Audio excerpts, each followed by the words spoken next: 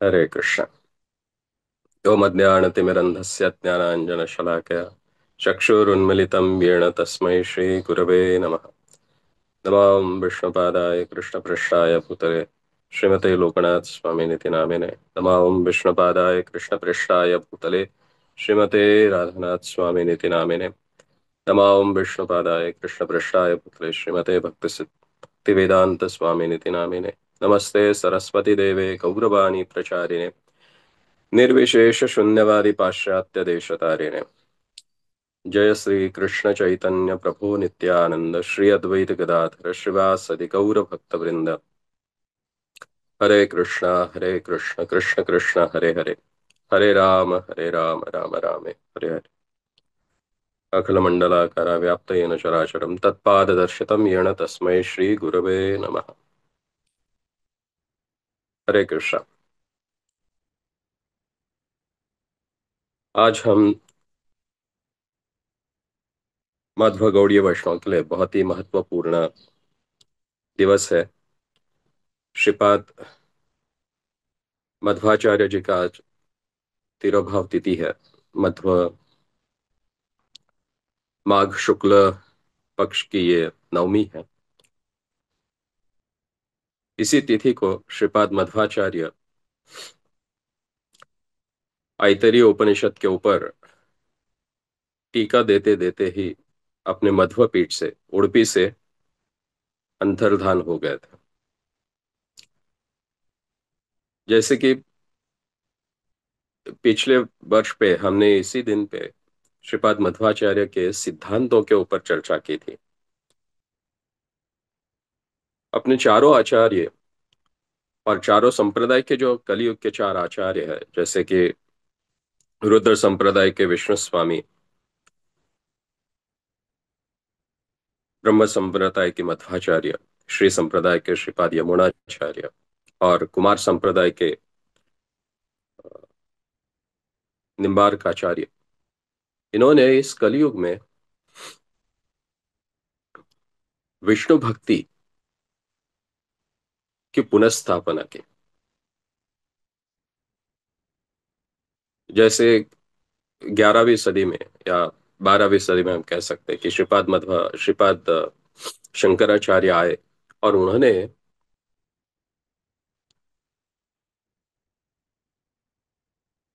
बुद्ध मत जो है, जिसे शून्यवाद कहा जाता है, उसका उन्मूलन करके फिर से वैदिक ज्ञान की स्थापना की। और उसके लिए उन्होंने, जैसे कि पद्म पुराण में वर्णन किया जाता है कि प्रछन्न बौद्ध मत जो है, उसी को ही वेदों के संदर्भ से पुनः प्रस्तापित किया। और उन्होंने पंच महावाक्यों का उपदेश दिया कि तत्वमसि, आप वही हो जिसे हम परम पुरुषोत्तम या परम ब्रह्म कहते हैं। अहम ब्रह्मास्मि, कि मैं वही ब्रह्म हूँ। सर्व खलु इदम ब्रह्मम, ये सारा विश्व ही ब्रह्म है।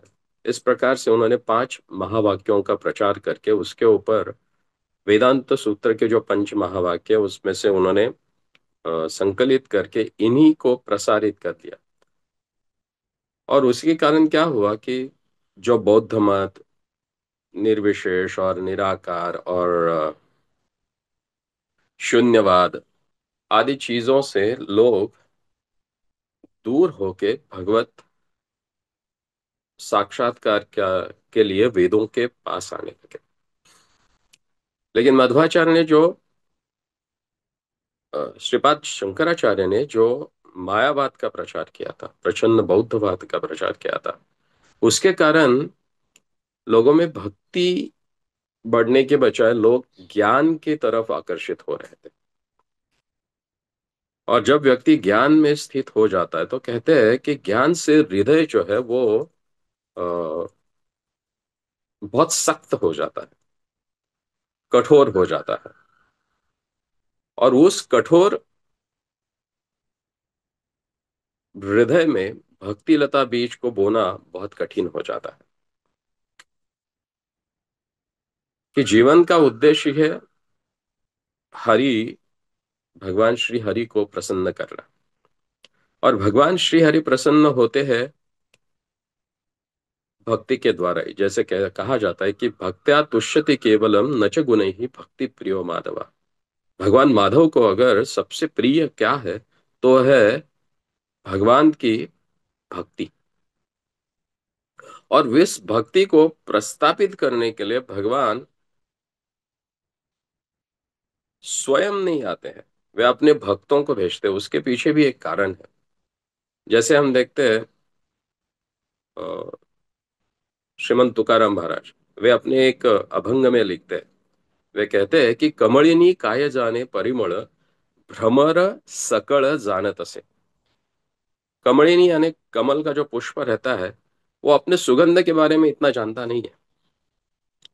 तो उसके सुगंध के बारे में कौन जानता है? भ्रमर जानता है।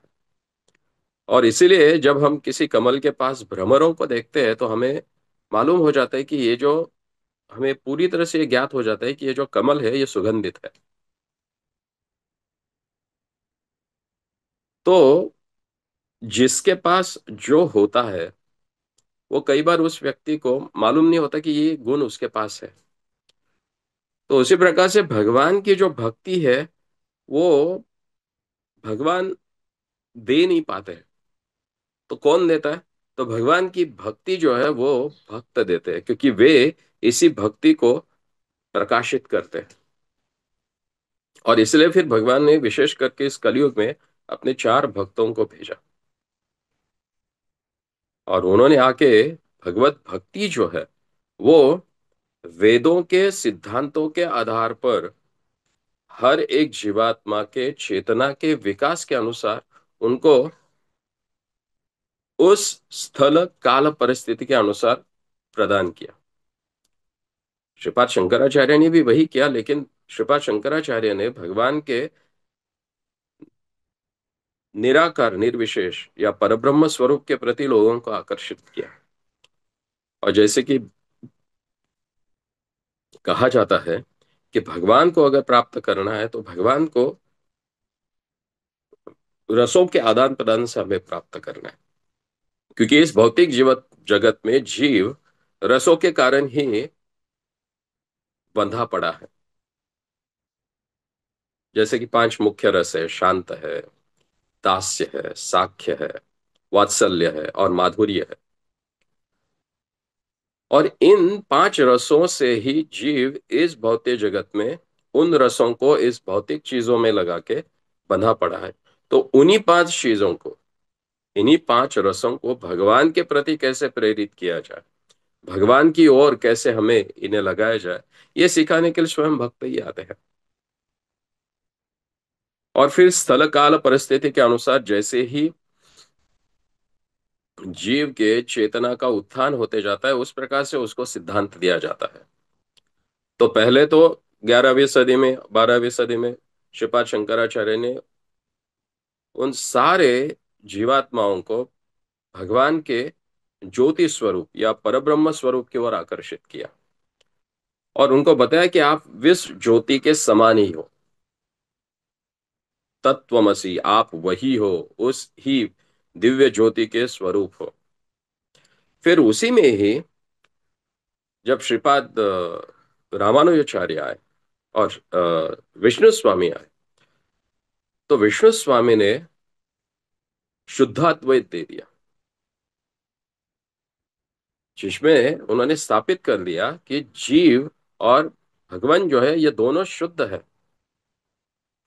और दोनों शुद्धता की परिभाषा में देखा जाए तो एक जैसे ही है। लेकिन जीव यहाँ इस जगत में माया के कारण बंध जाता है, अपने भौतिक आकांक्षाओं के कारण बंध जाता है। और उसके लिए हमें भगवान के चरणों का आश्रय लेना चाहिए। तो उस शुद्ध अद्वैत का प्रस्तावित करने के पश्चात फिर श्रीपाद रामानुजाचार्य आते हैं और वे विशिष्ट अद्वैत का प्रचार करते हैं कि भगवान और जीव ये एक जैसे ही है, शुद्ध स्वरूप ही है। क्योंकि समुद्र का जल, जैसे प्रभुपाद बताते हैं कि समुद्र का जल और उसकी बूंद अगर गुणों से देखा जाए तो दोनों में एक जैसे ही गुण है, केमिकल कॉम्पोजिशन अगर देखा जाए, रासायनिक गुण तत्व देखे जाए तो दोनों में एक जैसे ही है, लेकिन अंश में फर्क है, उनकी प्रमाण में फर्क है। और फिर जब मध्वाचार्य आते हैं, तो ये मध्वाचार्य कौन है? श्रीपाद मध्वाचार्य, उनके स्तुति में कहा जाता है प्रथमो हनुमंतश्च, ये अपने पहले अवतार में हनुमान है। कृतयुग में जब भगवान श्री रामचंद्र अवतरित हुए, तो उनके सहायता के लिए, उनकी लीलाओं में उनको सहाय करने के लिए ये प्रथम हनुमान करके आए। भगवान के भगवान श्री रामचंद्र के 108 नामों में से एक नाम है सदा हनुमद आश्रितः।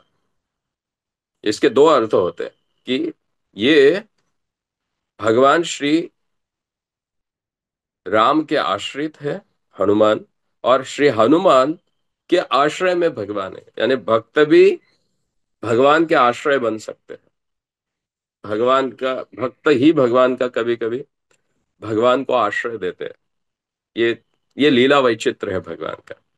तो प्रथमो हनुमंतश्च, द्वितीयो वृकोदरः। द्वितीय कौन है? वृकोदर, भीमसेन। जब भगवान श्री कृष्ण प्रकट होते हैं और अपनी लीलाओं का यहाँ पे प्राकट्य करते हैं, तो उस समय भीमसेन के रूप में यही वायु प्रकट होते हैं। और तृतीयस्तु पूर्ण प्रज्ञा भगवत कार्य प्रवर्तक। भगवान के कार्य का प्रवर्तन करने के लिए, प्रचार करने के लिए तीनों युगों में हनुमान, म, भीमसेन और मध्वाचार्य करके स्वयं वायु प्रकट होते हैं। वायु पुराण में कहा गया है कि यह वायु जो है ये मुख्य प्राण कहे जाते हैं। और मध्व सिद्धांत के अनुसार या तत्ववाद के अनुसार जीवों के और भगवान के बीच में, इ- इनके दरमियान ये दोनों को जोड़ने वाला अगर कोई है तो वह है मुख्य प्राण, यानी मध्वाचार्य। श्रीपाद मध्वाचार्य की जीवनी के बारे में या चरित्र के बारे में जानते हैं कि उन्होंने कई सारी लीलाएं की है। उनके प्राकट्य के समय भी हम देखते हैं कि उनके पिता जो मध्यगेय भट्ट और माता वेदवती, ये माता दुर्गा के उपासक थे। और पाजक क्षेत्र में उनके अगर आप घर पे देखेंगे तो अभी भी माता दुर्गा का एक छोटा सा मंदिर है जिनकी वो पूजा किया करते थे। और इन्हें पुत्र संतान नहीं हो रही थी, तो भगवान अनंत शयन जो है उनकी बहुत प्रार्थना करके फिर उनको एक पुत्र प्राप्त हुआ, जिसका नाम उन्होंने वासुदेव रखा। और वासुदेव जन्म से ही बहुत ही प्रतिभाशाली थे, क्योंकि स्वयं वायु के अवतार। तो आयु के 7वें वर्ष में ही उन्होंने उपनिषद और वेदों को परिपूर्ण तरह से अध्ययन कर लिया था। और मन में इच्छा जागृत हो गई कि भगवत कार्य अगर का उसका प्रवर्तन करना है तो माया मोह से दूर होकर हमें पूरी तरह से भगवान के चरणों का आश्रय लेना है। और उन्होंने फिर अपने 8-10 की आयु में ही संन्यास ग्रहण कर लिया। और संन्यास जो ग्रहण किया उन्होंने एकदंडी संप्रदाय से, क्योंकि उस समय मायावाद का ही ज्यादा प्रचार था। तो मायावाद से ही उनके जो गुरु जी थे अच्युत प्रेक्ष, उन्होंने एकदंडी संन्यास ग्रहण किया था। तो उनके द्वारा ही इन्होंने संन्यास ग्रहण किया, और संन्यास ग्रहण होने के पश्चात उनका नाम पूर्ण प्रज्ञ रखा गया। और जब भी वे अपने गुरु जी से शंकर भाष्य सुनते थे उपनिषदों के ऊपर, तो वो हृदय उनका विचलित हो जाता था। और फिर वे अपने गुरु जी के साथ वाद प्रतिवाद करते थे कि ये उपनिषदों का जो अर्थ है ये ठीक नहीं है, ये ऐसा अर्थ होना चाहिए। तो एक बार उनके गुरु जी उनको कहते कि आप स्वयं क्यों नहीं इसके ऊपर टीका लिखते थे। और फिर श्रीपाद मध्वाचार्य ने उस समय जो उनको पूर्ण प्रज्ञ कहा जाता था, उन्होंने सबसे पहले ऐतरेय उपनिषद के ऊपर अपना भाष्य दिया। और वो भाष्य सुनने के पश्चात अच्युत प्रेक्ष या अच्युत प्रज्ञ भी जिनको कहा जाता है, उन्होंने श्रीपाद मध्वाचार्य जी से फिर दीक्षा ग्रहण की द्वैत सिद्धांत में। और श्रीपाद मध्वाचार्य ने अपने गुरु जी से आशीर्वाद लेकर कहा कि मैं अभी थोड़ी उत्तर की यात्रा करना चाहता हूं। तो उनके मन में तो ये विचार था कि अगर मैं पूर्ण प्रज्ञ को अभी भेज दूं और ये चला गया और मेरा शरीर छूट गया, तो फिर इस महान आचार्य का मुझे संग नहीं प्राप्त होगा। इसलिए वो जाने से पहले वे कहते हैं कि मेरे पश्चात आप ही इस मठ को संभालो। और फिर उनको अभिषिक्त किया गया मठाधिपति करके, और फिर उनका नाम हो गया आनंद तीर्थ। और यही आनंद तीर्थ अपने द्वैत सिद्धांत के प्रचार के लिए उत्तर की ओर यात्रा करना शुरू किया। वो जाते समय फिर महाराष्ट्र में आए, और उनकी इस यात्रा में उन्हें अलग अलग प्रकार के अलग अलग लीलाएं उन्होंने की। केवल धर्म का ही प्रचार नहीं किया, बल्कि लोगों में बलोपासना का भी प्रचार किया। जैसे हम महाराष्ट्र में देखते हैं कि स्वामी रामदास जो है, उन्होंने तत्कालीन लोगों में बलोपासना के लिए हनुमान जी के कई सारे मंदिर बनाए, और लोगों को अपने सनातन धर्म के संरक्षण के लिए बलवान शारीरिक रूप से और बौद्धिक रूप से बलवान बनाया। तो उसकी शुरुआत श्रीपाद मध्वाचार्य ने सबसे पहले की, क्योंकि वे स्वयं वायु थे, और उनकी जो शरीर यष्टि थी वो बहुत ही बलवान थे। वे बहुत ही सुदृढ़ सौष्ठव था उनके शरीर का। तो जब ये दक्षिण भारत से ऊपर जा रहे थे, तो गोवा से होके गए, जिसको पहले गोमंत कहा जाता था। तो वहां पे उनको प्रताड़ित करने का प्रयास किया गया इन, क्योंकि उस समय वहां पे मायावाद का बहुत प्रचार था। वे जहां पे भी जाते थे, विशेष करके मायावाद का खंडन करते थे। तो वहां के जो कुछ ब्राह्मण वर्ग थे, तो उन्होंने सोचा कि इनको, तो उनके ऊपर कुछ दुष्टों को भेजा गया उनको प्रताड़ित करने के लिए।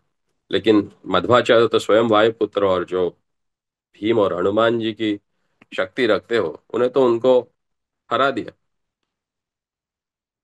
और उनको दिखा दिया कि उनमें कितनी शक्ति है। कहा जाता है कि उस समय उन्होंने 4,000 केले और कई लीटर जो दूध है वो पी के दिखाया उन व्यक्तियों को। केवल वो देखने के पश्चात वो लोग डर गए। उन्होंने वहां पे अपना जो भीम रूप है, वृकोदर रूप जो है, वो दिखाया। और फिर वे आगे वहां से बढ़ते बढ़ते महाराष्ट्र में आए। तो महाराष्ट्र के एक राजा थे, वे क्या करते थे, उनके राज्य में पानी नहीं था, तो कई जगह पे वो तालाब खोदने का कार्य शुरू था। तो जो भी यात्री वहां से गुजरता था, उनको जबरदस्ती वहां पे खोदने के लिए लगा देते थे। तो उन्होंने ये भी नहीं देखा कि ये तो एक सन्यासी है, तो उन्होंने वो सन्यासी को लगाने के लिए, मध्वाचार्य अपने सन्यासियों के साथ जब जा रहे थे, तो उनको भी उसमें सेवा में लगा लगा दिया कि आप यहाँ पे तालाब खोदो। तो श्रीपाद मध्वाचार्य ने इतनी सुंदर भाषा में उसको मोहित कर दिया, और उसको बोला कि हम तो सन्यासी हैं, हम इन कार्यों को जानते नहीं, कृपया आप हमें दिखाइए कि किस प्रकार से कार्य किया जाता है। तो वह राजा खुद ही खोदना शुरू कर लिया, और वो खोदने में इतना व्यग्र हो गया कि तब तक श्रीपाद मध्वाचार्य वहां से निकल गए, और उसे मालूम भी नहीं पड़ा। और फिर वे आगे चलते चलते उत्तर भारत में प्रचार करते करते वे बद्री का आश्रम पहुंचे। और जैसे ही वहां गए, तो बद्री का आश्रम जाने के लिए जब वे हिमालय के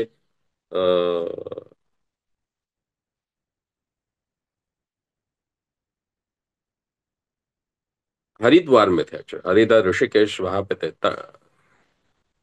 तलहटी पे थे। तो उन्होंने अपने शिष्यों को कहा कि आप यहीं पे रुको, और मैं बद्री का आश्रम होके आता हूँ।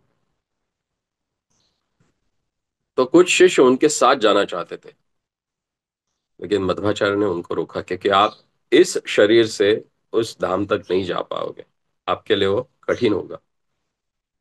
और फिर श्रीपाद मध्वाचार्य स्वयं अपने वायु शरीर में ऊपर व्यासदेव जी के पास गए, और वहां से उन्होंने जो द्वैत सिद्धांत की अपनी टीका लिखी थी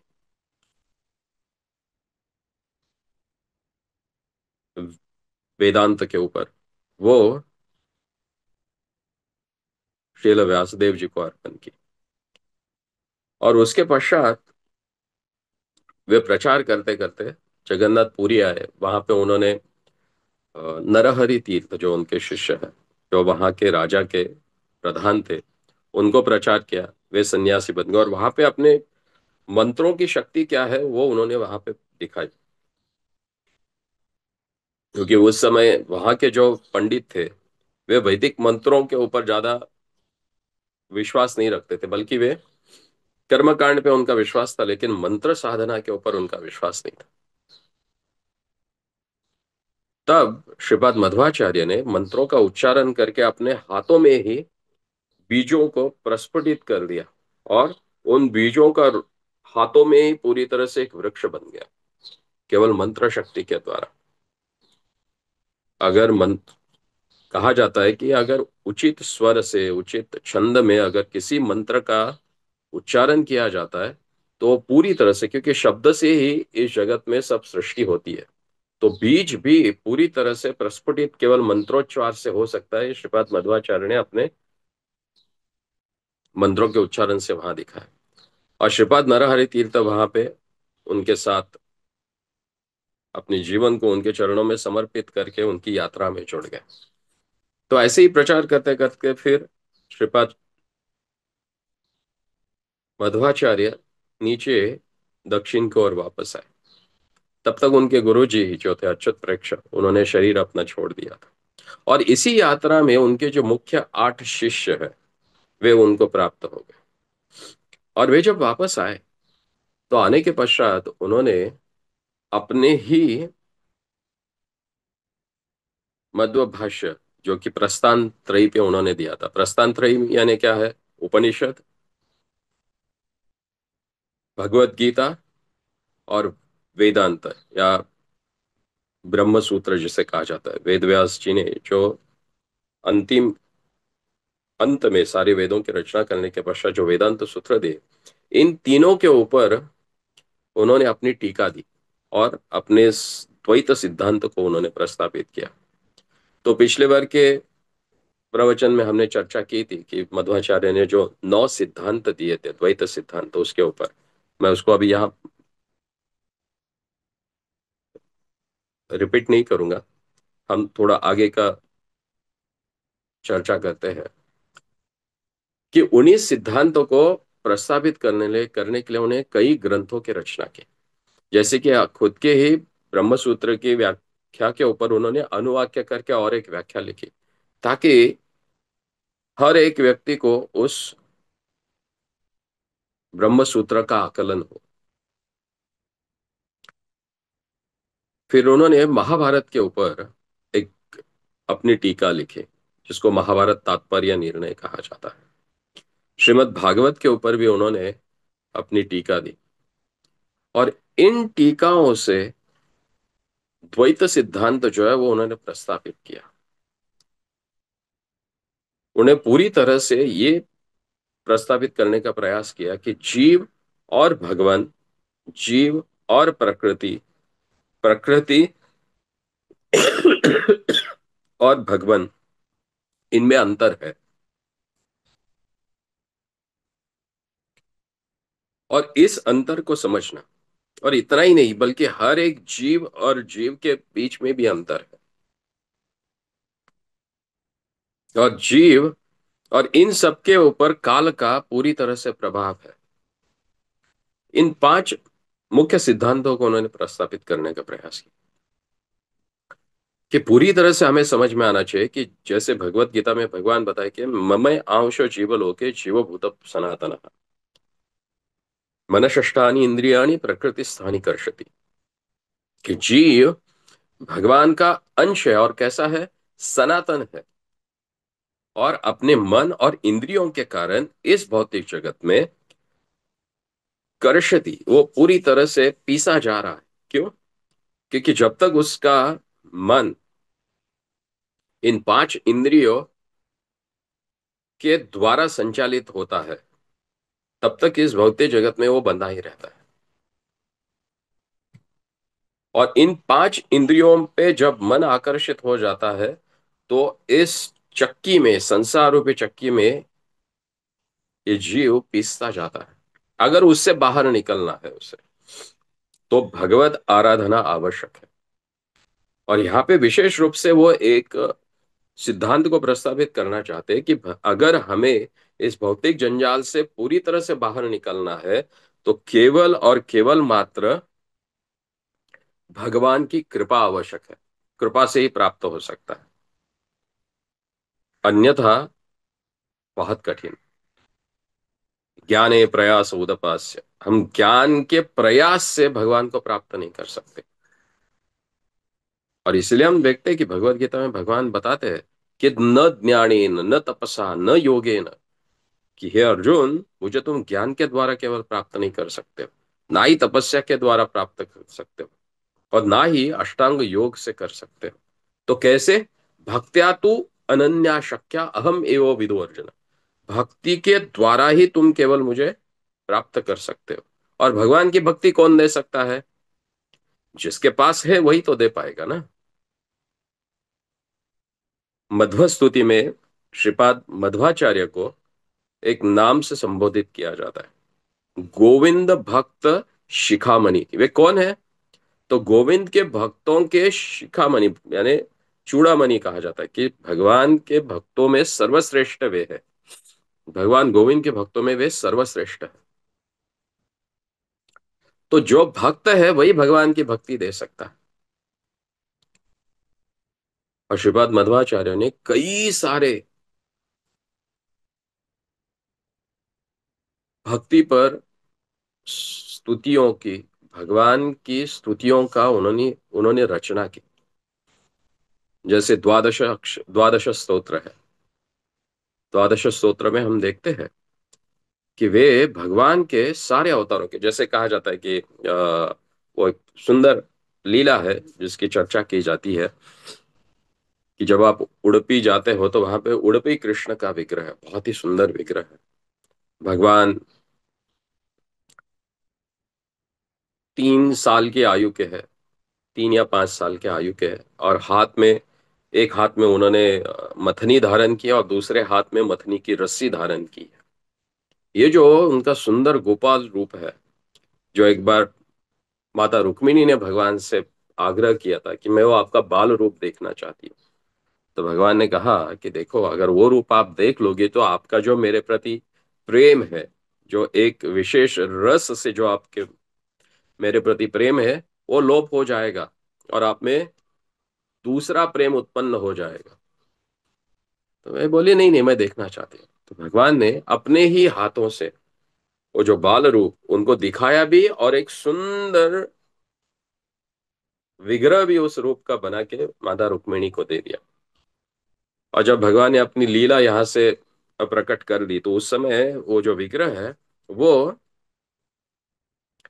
समुन्द्र में चला गया, अदृश्य हो गया। और वही विग्रह एक बार जब एक व्यापारी, उस समय तो सारा जो चलन था, वहन था, वो समुद्र मार्ग से ही होता था, जल वाहन, जल बोट में या नौका में ही लोग चले जाते थे। तो उसी समय एक नौका में एक व्यापारी द्वारका से आ रहा था, और उसकी नौका जैसी मैंगलोर के पास आई, तो वहां पे अचानक झंझावात जो है वो शुरू हो गया, साइक्लोन जैसा। और उसके कारण हुआ क्या कि उसकी बोट डूबने लगी, और वो बेचारा क्या करे उसके समझ में नहीं आ रहा था। तो उस समय उसने देखा कि समुद्र के तट पे कुछ सन्यासी बैठे हुए हैं। श्रीपाद मध्वाचार्य अपने कुछ शिष्यों के साथ वहां बैठे हुए थे। तो उनको देख के उसने हाथ, और अपनी सुरक्षा के लिए उसने याचना की कि आप हमें आओ और बचाओ। तो श्रीपाद मध्वाचार्य ने अपने उत्तरे निकाली और केवल उसको ऐसे घुमा दी, तो वो जो झंझावात था वो निकल गया, कहीं और दूसरी दिशा में चला गया। और ये फिर कुछ ही क्षणों में वायु की दिशा ऐसे बना दी, क्योंकि ये स्वयं वायु थे, तो जो बोट थी, जो जहाज था, वो समुद्र के तट पे आई, और आने के पश्चात उसने बोला कि मेरे पास जो भी है मैं आपको अर्पण करना चाहता हूँ। तो श्रीपाद मध्वाचार्य बोले कि अरे, हम तो सन्यासी हैं, हमें क्या चाहिए उसमें से?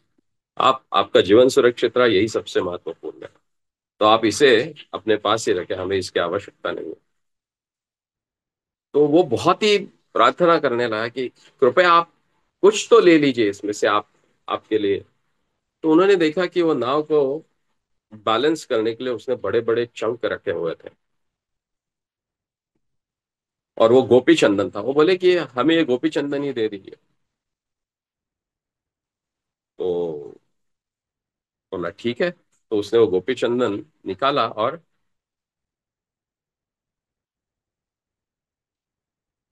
लाके तट पे रख दिया उसने। तो जैसे वो निकाल के तट पे रखने जा रहे थे, तो वो विभाजित हो गया दो टुकड़ों में।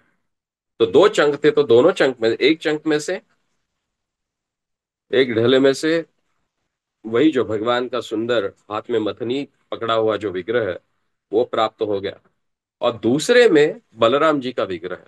तो मालपे बीच पे, वहां पे मतलब बलराम जी का मंदिर है, हम देख सकते हैं। और ये जो विग्रह था, ये जब वहां से प्रकट हो गया, तो उसको उठाने के लिए कई सारे लोग गए, उठाने का प्रयास किया। कहा जाता है कि 30-35 लोग गए, उसको उठाने का प्रयास किया, लेकिन वो उठा नहीं पा रहे थे। तो फिर श्रीपाद मध्वाचार्य वहां पर पहुंचे, और उन्होंने उस विग्रह को उठाया अपने हाथों से, और अपने हाथ में लेके फिर उन्होंने बहुत ही सुंदर श्लोकों की रचना की, जिसमें वे कहते हैं, प्रियमानो, वे कहते हैं कि आप कितने प्रिय हो भगवान, वासुदेव, हे वासुदेव आप बहुत ही प्रिय हो, और साक्षात प्रेम के स्वरूप हो। मैं क्या कहूं उसके बारे में, कि आपके प्रति माता लक्ष्मी, देवराज इंद्र, ये कितने आपके प्रेम के कारण लालायित हो जाते हैं। और मैं प्रार्थना करता हूं कि वही प्रेम जो है वो सबको आपके प्रति हो। और फिर उसी विग्रह को अपने हाथ में धारण करते हुए वे उडुपी में आए, और उन्होंने वहां पे उस अ, विग्रह की स्थापना की। और उन्हीं उसी मंदिर के चारों ओर उन्होंने 8 मंदिरों की, अलग अलग मंदिरों की स्थापना की, 8 मठों की स्थापना की, जिसमें उन्होंने भगवान के 8 अलग अलग प्रकार के विग्रह अपने शिष्यों को देकर उनकी पूजा वहां पे शुरुआत की। तो आज आप जाते हैं जब भी, तो बीच में उडुपी कृष्ण का मठ है, उसके बाजू में मध्व सरोवर है, और उसी के वर्तुलाकार में 8 अन्य मठ है, 8 दिशाओं में, जहाँ पे मध्वाचार्य ने स्वयं पूजा किए हुए विग्रह आपको मिलते हैं। उसमें से 4 तो विट्ठल भगवान के विग्रह है, नरसिंह भगवान का एक विग्रह है, वराह भगवान का एक विग्रह है, और उन्होंने स्वयं पूजा किए हुए शालिग्राम आज भी उन मठों में पाए जाते हैं। तो श्रीपाद मध्वाचार्य ने अपने प्रखर भक्ति से ये द्वैत सिद्धांत का प्रचार करके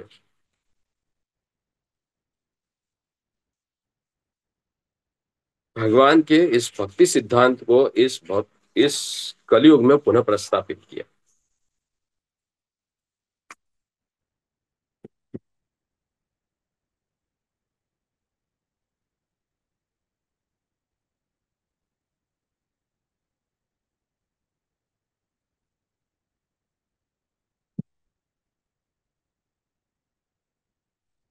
तो श्रीपाद मध्वाचार्य, हम देखते हैं कि उन्होंने, जब वे दक्षिण भारत की यात्रा पे थे, तो विष्णु सहस्त्र नाम पे उन्होंने हर एक नाम के ऊपर 1000 प्रकार की व्याख्या दी है। तो आप सोचिए कि वे कितने प्रज्ञावान थे। भगवान के 1000 नाम है, और हर एक नाम के ऊपर उन्होंने 1000 भाष्य दिए हैं। उसके शब्द उसके शब्द का अर्थ बताया है उन्होंने।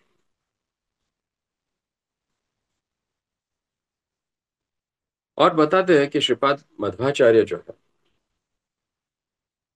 उन्होंने एक बार जब वे उत्तर की ओर, कुरुक्षेत्र की ओर अपने शिष्यों को लेके जा रहे थे, और वहां पे उन्होंने महाभारत के ऊपर, महाभारत के लीलाओं का जब वे वर्णन कर रहे थे, तो उनके शिष्यों ने पूछा कि भीमसेन की गदा कहाँ है फिर। तो वहीं पे उन्होंने एक जगह पे खोद के वो भीमसेन की जो गदा है वो निकाल के उनको दिखाई कि ये वो भीमसेन की गदा है। तो भगवान के भक्त हर समय अपना मूल स्वरूप नहीं प्रकट करते। जब आवश्यक हो उसी समय वो उस रूप को प्रकट करके दिखाते हैं, क्योंकि उनके जीवन का उद्देश्य ही रहता है कि भगवान को और उनकी महत्ता को सारे लोगों के सामने प्रकट किया जाए। इसलिए बंधुआ सिद्धांत का सबसे पहला सिद्धांत जो है वो क्या है? हरि ही सर्वोत्तम। भगवान श्री हरि ही सर्वोत्तम है। श्रीपाद मध्वाचार्य कहते हैं कि भगवान श्री हरि और उनके जो दशावतार है वे सारे एक हैं।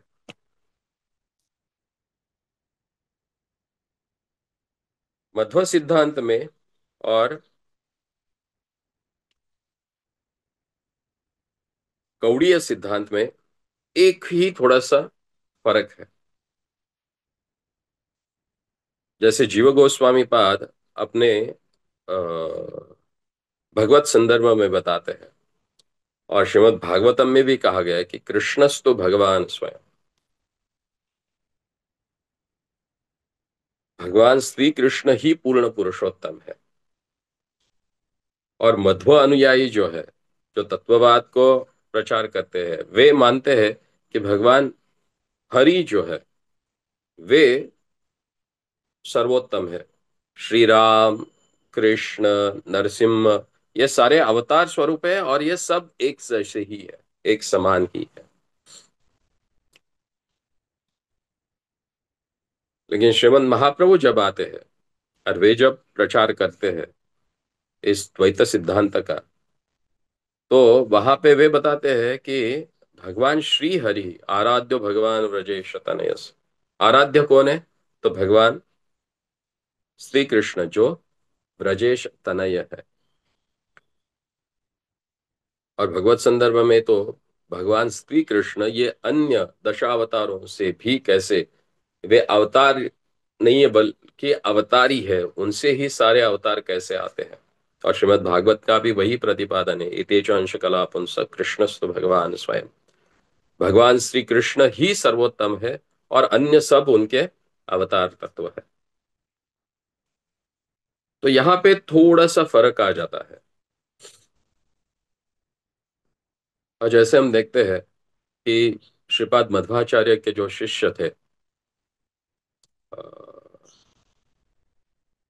नरहरि तीर्थ, अधोक्षज तीर्थ, अधोक्षज तीर्थ के शिष्य थे जय तीर्थ, जय तीर्थ के शिष्य थे, उनकी संप्रदाय में थे व्यास तीर्थ, और व्यास तीर्थ के जो शिष्य थे लक्ष्मीपति तीर्थ, उनके डिसाइपल थे माधवेंद्र पुरी।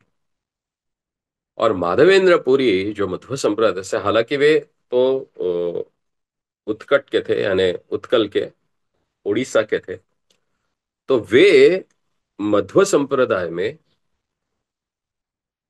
सबसे पहले आचार्य थे जिन्होंने गोपियों का जो प्रेम है भगवान के प्रति, या गोपियों की जो स्थिति है भगवान के भक्ति में, वो कैसे सर्वोत्तम है, इसके ऊपर उन्होंने सबसे पहले चर्चा की थी।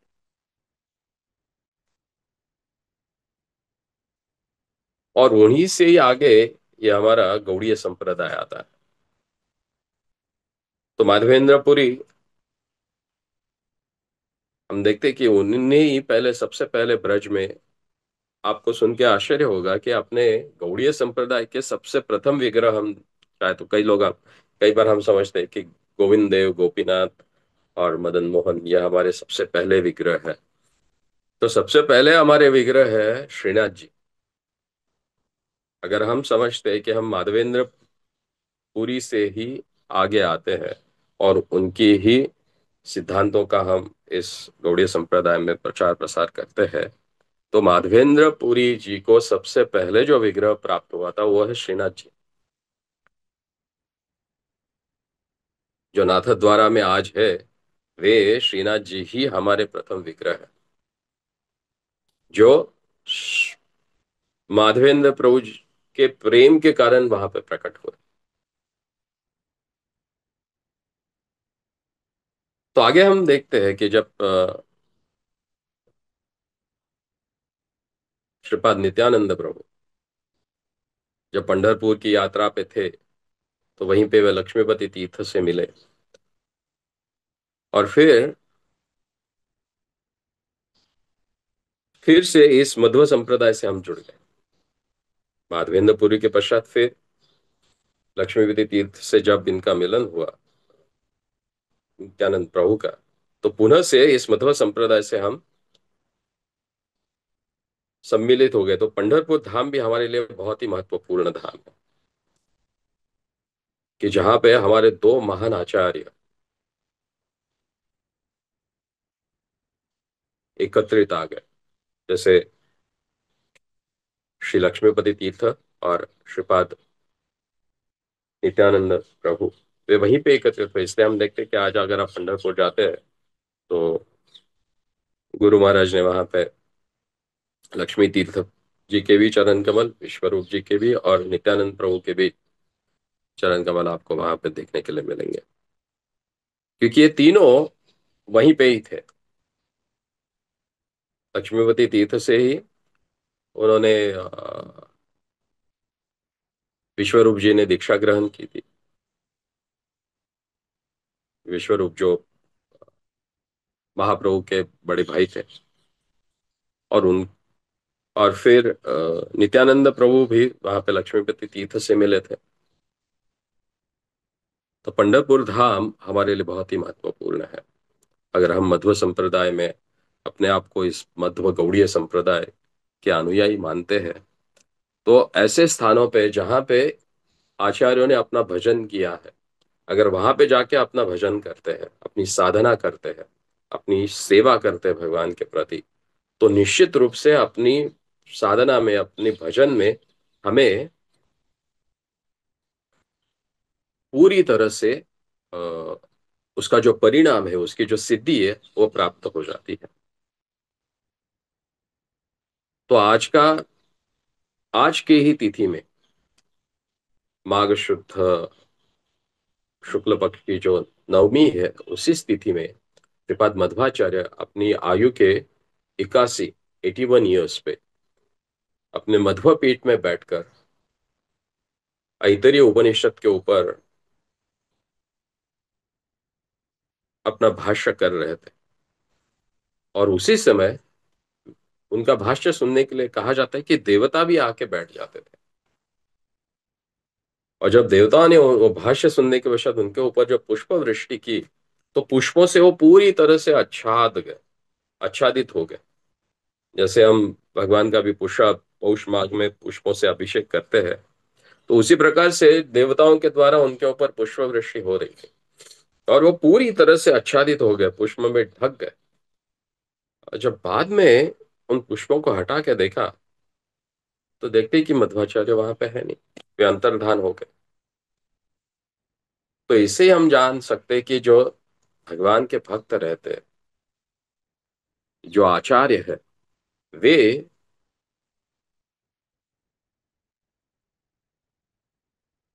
इस भौतिक शरीर से नहीं रहते हैं, बल्कि अपने आध्यात्मिक शरीर से ही रहते हैं। आज भी कहते हैं कि मध्वानुयायियों का अभी भी यही मानना है कि श्रीपाद मध्वाचार्य ने भौतिक जगत छोड़ा नहीं है। वे अभी भी श्री व्यासदेव जी के साथ बद्री का आश्रम में, जिसको अपर बद्री हम कहते हैं, या सिद्ध भूमि जिसे कहा जाता है, वहीं पे वो व्यासदेव जी के साथ बैठ के अपना अध्ययन कर रहे हैं। आज भी श्रीपाद मध्वाचार्य के जो लिखित ग्रंथ है, उन ग्रंथों को एक शिरूर नाम का मठ है, शिरूर नहीं, मैं भूल गया वो स्थान। उनके जो छोटे भाई थे जिन्होंने बाद में मध्वाचार्य से संन्यास लिया और एक मठ की स्थापना की, व्यास गद्दी भी उसको कहा जाता है।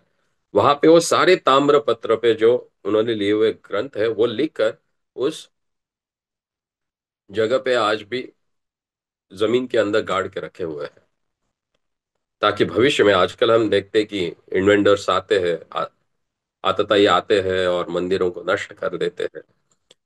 तो उस समय भी अपने ग्रंथों का संरक्षण हो, इसलिए उन्होंने उन सारे ग्रंथों को वहां पे समाधि दे दी है और उसके ऊपर एक शालिग्राम, व्यास शालिग्राम रखा हुआ है।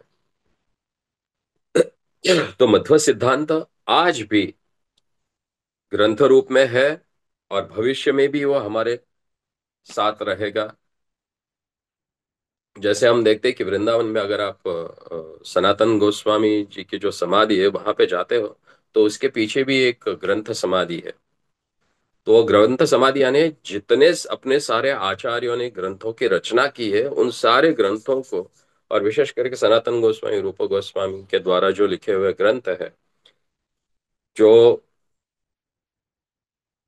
उनको अगर संरक्षित रखना है, तो वहां पे उन्होंने उसके लिए, तो उन ग्रंथों को प्रिजर्व करने के लिए आगे आने वाले जो आचार्य है उनके मार्गदर्शन के लिए वो वहां पे अभी भी संग्रहित करके रखे गए वो समाधि की स्थिति में। तो आज की इस विशेष स्थिति पे आइए हम सब श्रीपाद मध्वाचार्य जी के चरणों में प्रार्थना करते हैं कि अगर उनकी कृपा बनी रही हमारे ऊपर, तो निश्चित रूप से वे स्वयं ही कहते हैं कि अगर इस भौतिक जगत से हमें मुक्त होना है तो भगवान की कृपा आवश्यक है। और भगवान की कृपा के साक्षात स्वरूप अगर कोई है तो वे है आचार्य। तो इन आचार्यों के चरणों का जब हम आश्रय लेते हैं, तो निश्चित रूप से हम भगवान के भक्ति को, भगवान की सेवा को हम, और भगवान के प्रेम को हम प्राप्त कर सकते हैं। तो मैं भी, हमारे जो अभी वर्तमान आचार्य है, हमारे गुरु जी श्री लोकनाथ स्वामी महाराज जी के चरणों में मैं प्रार्थना करता हूँ कि वे भी उनकी कृपा हमारे, हमें प्रदान करे, उनका कृपा हस्त जो हमारे मस्तक पे रखे, ताकि हम भी इस भगवान की महत्ता को, भक्तों की महत्ता को समझकर अपने जीवन को भक्त और भगवान के चरणों में अर्पित करके सेवा देते रहे। श्रीपाद मध्वाचार्य की जय। श्रील लोकनाथ स्वामी महाराज की जय। श्रील प्रभुपाद की जय। हरे कृष्ण। बहुत बहुत धन्यवाद प्रभु जी आज के इस सत्र के लिए। पिछले लगभग 3 वर्षों से लगातार श्रीमान गोविंद भक्त प्रभु हमें मध्वाचार्य के तिरुभाव दिवस पर संबोधित कर रहे हैं। प्रभु जी का एक प्रकार से हम कह सकते हैं विशेष प्रेम है, उनका प्रखंड ज्ञान है, ग्रिप है श्रीमान मध्वाचार्य के ऊपर। उन्होंने काफी उनका अध्ययन भी किया है और कई साल प्रभु जी विदेश में रहे, वहां पर भी प्रभु जी ने जो एक प्रकार से प्रचार कार्य किए या प्रभु जी ने जो सेवाएं की, उनमें उनकी निष्ठा, उनका जो होल्ड है हमारे सिद्धांत पे बहुत ही गंभीर है। और अभी अभी खारघर में जो नव मंदिर का दिव्य भव्य उद्घाटन हुआ, उसमें भी पुजारी टीम में भी प्रभु जी थे, यज्ञ पुरोहित भी थे और सभी यंग ब्राह्मणस का मार्गदर्शन भी कर रहे थे सेवातुल प्रभु के साथ। तो हमारा परम सौभाग्य है कि हमें प्रभु जी का संग सानिध्य आज पुनः प्राप्त हुआ और भविष्य में भी हम प्रभु जी से श्रवण करेंगे अलग अलग विषयों पर, या हो सकता है कि इसी विषय पर हम प्रभु जी से श्रवण करेंगे। तो सभी भक्तों से अनुरोध है, महामंत्र का उच्चारण करके हम श्रीमान गोविंद भक्त प्रभु का हृदयपूर्वक आभार व्यक्त करते हैं आज के इस सत्र के लिए। हरे कृष्णा कृष्ण कृष्ण हरे हरे, हरे राम राम राम हरे हरे। श्री हरिनाम प्रभु की जय। हरे कृष्ण महामंत्र की जय। श्रीपाद मध्वाचार्य की जय। मध्वाचार्य तिरुभाव तिथि महोत्सव की जय। श्रील प्रभुपाद की जय। परम पूज्य श्री लोकनाथ स्वामी गुरु महाराज की जय। वाञ्छा कल्पतरुभ्यश्च कृपा सिन्धुभ्य एव च पतितानां पावनेभ्यो वैष्णवेभ्यो नमो नमः। अनंत कोटि वैष्णव वृंद की जय।